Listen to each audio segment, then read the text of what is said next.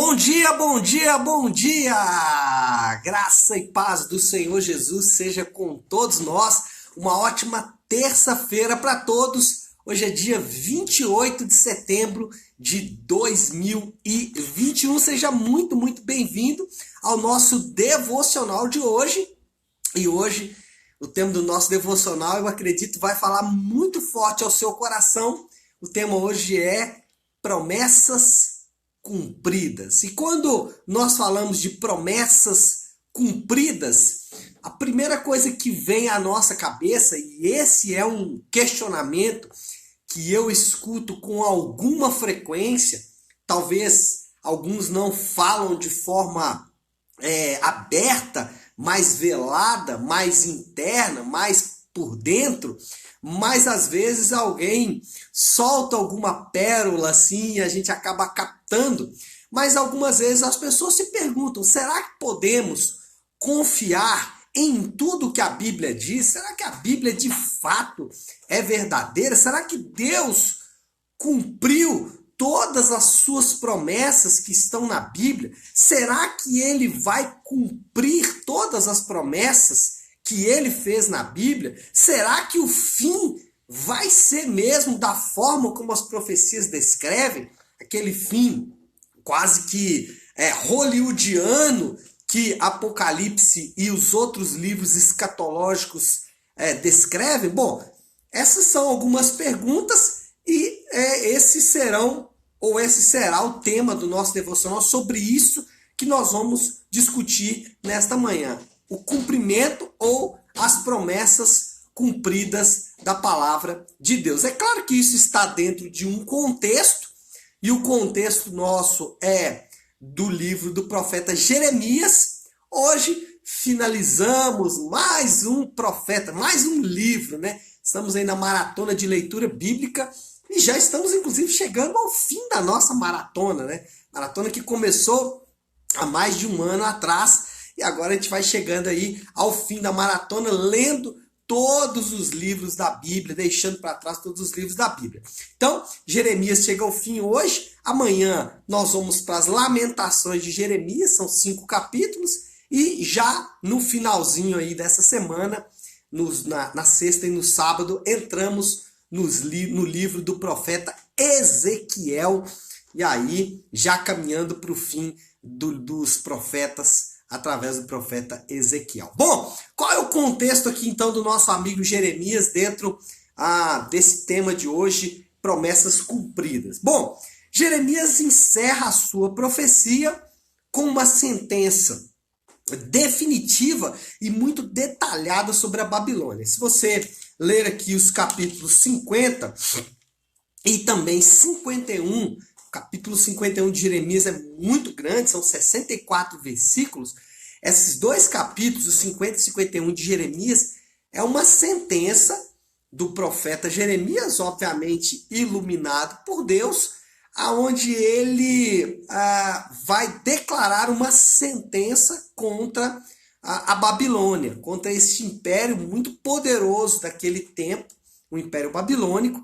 Então, Jeremias vai trazer detalhamentos sobre a Babilônia. E no versículo 62, ou seja, lá no finalzinho da profecia contra a Babilônia, da sentença contra a Babilônia, aliás, versículo 62 do capítulo 51, olha o que diz o texto. Jeremias 51, 62, diz assim: então diga, ó Senhor, disseste que destruirá este lugar, para que nenhum homem nem animal viva nele, pois ficará em ruínas para sempre. Olha só que interessante. Babilônia, com toda a sua tecnologia na época, alguns historiadores vão dizer que a Babilônia tinha o melhor sistema de irrigação, já que era uma região muito seca. Ela tinha o melhor sistema de irrigação. Os famosos jardins suspensos da Babilônia, né? Foram alvos de estudo e depois arqueólogos descobriram muitas coisas relacionadas a isso. Toda aquela tecnologia, todo aquele império grandioso, não só em termos militares, mas também em termos até científicos, profecia de Jeremias diz: olha, esse império vai deixar de existir em pouco tempo, e mais, ninguém nunca mais habitará nesse lugar. Ninguém nunca mais habitará nesta cidade. A Babilônia será um lugar inabitado. Uau! Isso é poderoso, por quê? Porque nós podemos aferir a veracidade dessa profecia. Profecia que foi entregue há milhares e milhares de anos atrás, nós podemos hoje conferir se ela foi verdadeira ou não. Qual é a profecia? Ninguém nunca mais habitaria na Babilônia. E aí, nós podemos aferir, porque isso é verdade. Ninguém nunca mais residiu na Babilônia. A Babilônia nunca mais foi ocupada novamente. A Babilônia nunca mais existiu novamente. Ao contrário, inclusive, de Jerusalém. Jerusalém, que foi completamente destruída pela Babilônia. Aqui nesse texto mesmo vai falar, capítulo 52 de Jeremias, fala da queda de Jerusalém. Jerusalém, que foi completamente destruída pelos babilônios, Deus tem profecias para ela, teve promessas para ela, dizendo: olha, você vai ser habitada novamente. E ela foi. Já a Babilônia, que é o foco aqui da nossa conversa, Deus falou: nunca mais será habitada. E, de fato, é isso que aconteceu. A Babilônia nunca mais foi habitada depois daquele período. E a Babilônia, para quem não sabe, sempre foi um lugar central no mundo. Tanto que a Babilônia está na Mesopotâmia, que é a Terra-média, que é o meio da Terra. Lembra da Torre de Babel? Pois é, era na Babilônia. Mas depois dessa profecia, nunca mais a Babilônia foi habitada. Com isso, nós podemos ter certeza de que a palavra de Deus é verdadeira. Eu posso ter certeza de que o que a Bíblia diz que aconteceu, aconteceu mesmo. Assim, o que ela diz que irá acontecer, eu posso ter certeza que irá acontecer. Então eu posso confiar na palavra de Deus como palavra inspirada de Deus. Por quê? Porque os seus dados, os seus relatos, eles são verdadeiros. Eu posso aferir muitos deles. E esse é um deles.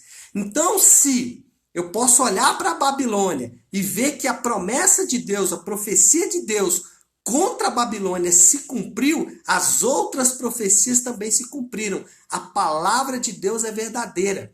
Anote o que eu vou dizer para você. Todas as profecias da Bíblia já se cumpriram. Todas aquelas que deveriam se cumprir, já se cumpriram. Então, o que eu posso aferir a partir disso? Que a palavra de Deus é verdadeira, que a Bíblia é verdadeira. Quando eu olho para este livro, esse não é um livro de história, esse não é um livro de contos, é um livro de fatos, é um livro de realidades. Então, eu posso olhar para as profecias que já se cumpriram e aferir a sua veracidade, como essa, por exemplo. Mas também eu posso olhar para as profecias futuras e dizer: vão se cumprir também. Portanto, a palavra de Deus é verdadeira, porque o texto deixa isso muito claro. As profecias, todas elas se cumpriram, inclusive as profecias da chegada, as profecias da vida, as profecias da obra, da morte e da ressurreição de Jesus. Então, a palavra de Deus é verdadeira e ela contém profecias muito específicas sobre a chegada do Messias, como ele chegaria, em que tempo ele chegaria, de que maneira ele chegaria. E mais, as profecias e os relatos de como ele viveu, todos os relatos de como o Messias viveu, de todas as suas palavras, de todas as suas obras. Se a profecia de Jeremias é verdadeira, isso me dá a garantia de que o que a Bíblia diz sobre Jesus, o que Mateus diz sobre Jesus na Bíblia, também são verdadeiros. Tudo que Jesus falou é verdade. E mais, a forma como ele morreu. Se a profecia de Jeremias é verdadeira, a forma como ele morreu também é verdadeira. Eu posso confiar nisso. Se o que Jeremias disse aqui se cumpriu, e se cumpriu mesmo, a Babilônia nunca mais foi habitada, então, quando Mateus, quando Marcos, quando Lucas e quando João dizem que ele morreu pelos meus pecados, eu posso confiar nisso. Porque se ele cumpriu as profecias lá, se ele cumpriu as promessas lá, ele também cumpre as promessas aqui. E mais, quando ele disse que a Babilônia jamais seria habitada, e assim essa promessa se cumpriu, quando ele diz que a Babilônia jamais seria habitada, e eu posso aferir essa verdade, a Babilônia nunca mais foi habitada, isso é histórico, isso é comprovado. Quando a Bíblia diz que no terceiro dia ele ressuscitou, eu posso confiar nessa promessa.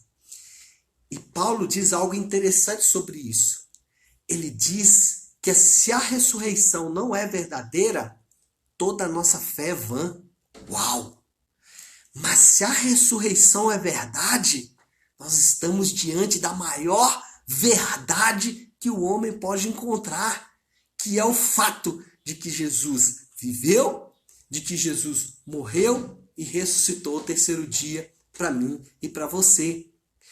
Se as profecias do Antigo Testamento são verdadeiras e se cumpriram, e eu posso aferir isso através do estudo histórico, quando Jeremias diz a Babilônia nunca mais será habitada, e ela de fato nunca foi, eu posso olhar para as promessas com relação a Jesus, que é o cerne da fé cristã.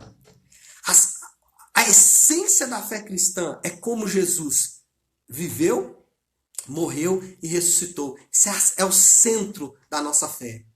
Se o centro da nossa fé é verdadeira, então, se as profecias da sua chegada são verdadeiras, então também são verdadeiras as profecias finais de Deus relacionadas à minha própria vida. Olha só que interessante. Se o que Jeremias falou é verdade, eu posso aferir isso de forma histórica. Jeremias disse, a Babilônia nunca mais será habitada, ela nunca mais foi habitada. Então a palavra de Deus é verdade. Então a palavra de Deus é verdade também quando ela diz que Jesus viveu, morreu e ressuscitou. Mas ela também é verdadeira quando ela diz tudo o que vai acontecer com a minha vida e com a sua vida no final. Se tudo que eu posso ver na Bíblia é verdade, então as promessas finais dele também são verdade. Promessas e profecias relacionadas a um reino escatológico. Então eu posso esperar um reino escatológico.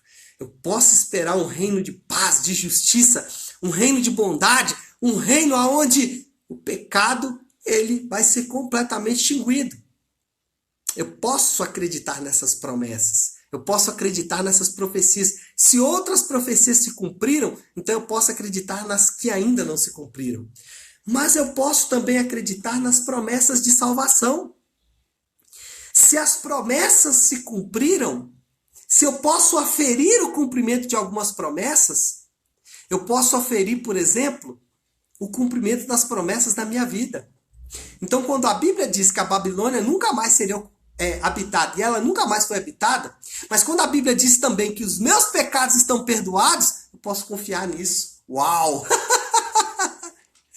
As promessas de salvação são verdadeiras. As promessas de salvação são verdadeiras. Uau!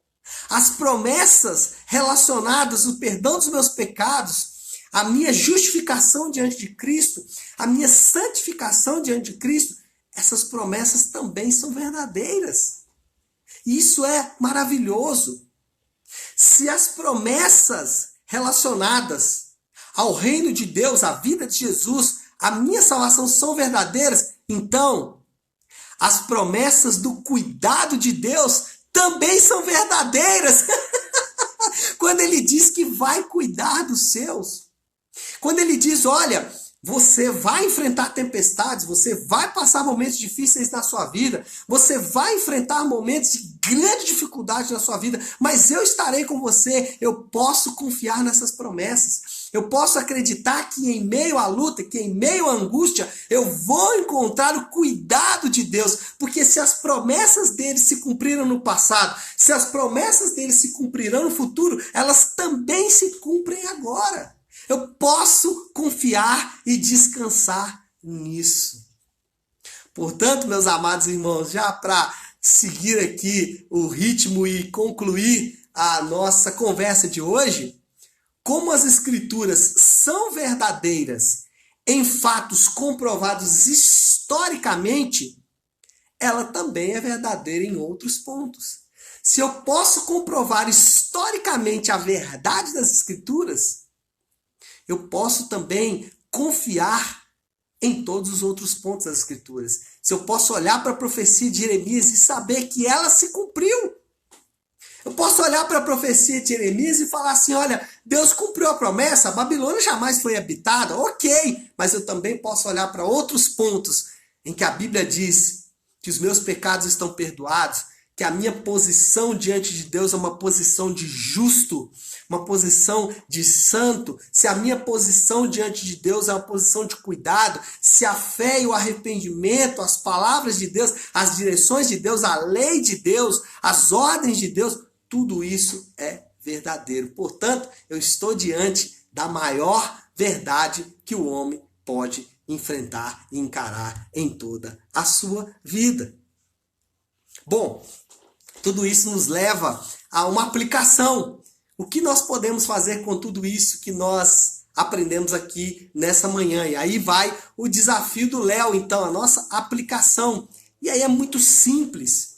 Eu não sei como você está hoje, eu não sei como você está enfrentando, quais são as suas expectativas para esta terça-feira. Talvez as suas expectativas estejam baixas. Talvez você está afobado com problemas, com dificuldades, ou talvez a própria desesperança do mundo também entrou no seu coração, ou talvez você está duvidando da fé, você está duvidando da palavra de Deus, talvez você está com o seu coração entristecido por uma série de fatores, ou talvez você está até bem, mas algumas pequenas dúvidas estão aí no seu coração, ou talvez você já está vivendo o cumprimento de algumas coisas e nem sabe de onde estão vindo essas coisas. Independente de como você está, qual é o nosso desafio hoje? Lembre-se das promessas de Deus. As promessas de Deus, elas servem para todos. Ou, usando o texto do Novo Testamento, aquele que está triste, cante louvores. Mas aquele que está alegre, também louve a Deus. Ou seja, se você está triste, confie nas promessas de Deus. Se você está abatido, confie nas promessas de Deus. Se você está sem esperança, promessas de Deus. Se você está alegre, são as promessas de Deus. Enfim, toda a nossa vida é pautada nessas promessas. E como eu disse, se elas se cumpriram no passado, pode ter certeza que elas continuarão se cumprindo também no futuro e no presente. Tá bom, pessoal? Bom, eu preciso encerrar, nosso tempo está correndo. Queria orar com vocês por tudo isso que nós conversamos aqui. Então, se você puder agora, pare aí um instante aquilo que você está fazendo e vamos juntos buscar a Deus em oração. Nosso Deus, Pai de graça, Deus de amor e toda misericórdia. Senhor, as tuas promessas, elas se cumpriram todas elas. Podemos confiar nisso, mas muito mais, podemos conferir isso, Pai, através de fatos históricos e verdadeiros. Como as tuas promessas que no passado já se cumpriram, todas elas se cumpriram. Como olhar para o passado e perceber que o Senhor não deixou nenhuma de suas promessas sem cumprimento, isso nos dá uma segurança muito grande, porque podemos ficar firmes nas tuas promessas, naquelas que ainda não se cumpriram e naquelas que o Senhor diz com relação a cada um de nós. Promessas de salvação, promessas de cuidado, promessas de um reino escatológico. Podemos então, Senhor Deus, tranquilizar o nosso coração e fazemos isso na confiança que temos de que a tua doce e preciosa palavra sempre se cumprirá. E nisso nós descansamos e oramos em nome do teu santo filho Jesus. Amém. Amém, pessoal? Bom, então é isso. Eu espero que realmente essa palavra tenha falado ao seu coração. Fique com Deus. Uma ótima, uma excelente terça-feira para todos nós.